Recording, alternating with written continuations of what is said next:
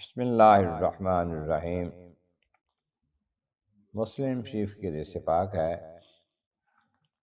عن ابی موسیٰ الاشعری رضی اللہ عنہ، جناب ابو موسیٰ اشعری رضی اللہ تعالیٰ عنہ سے روایت ہے، عن النبی صلی اللہ علیہ وسلم، وہ جناب رسول کریم رحمت عالمین صلی اللہ علیہ وآلہ وسلم سے روایت فرماتے ہیں، قال کہ آقا علیہ السلام نے ارشاد فرمایا، ان اللہ تعالیٰ یبسط یدہ باللیل، اللہ تبارک و تعالی جل شانہ رات کو اپنے ہاتھ پھیلاتا ہے، اپنا بازو پھیلاتا ہے، ہاتھ پھیلاتا ہے،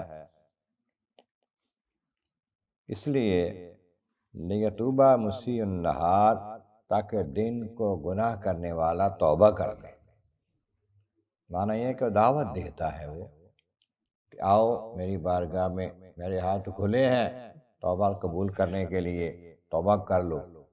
تو دعوت دیتا ہے جو رات کو توبہ کر لے سارے دن کے گناہوں سے، اس کو توبہ قبول کرے۔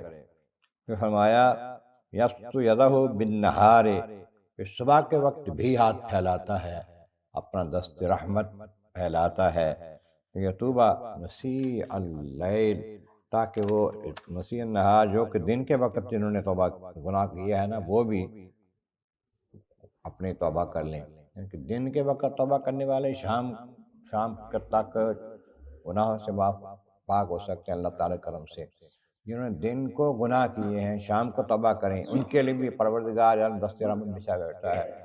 جو رات کو گناہ کرتے ہیں صبح ہوتے توبہ کر لیں، ان کے لیے بھی دست رحمت بچھا ہوا ہے۔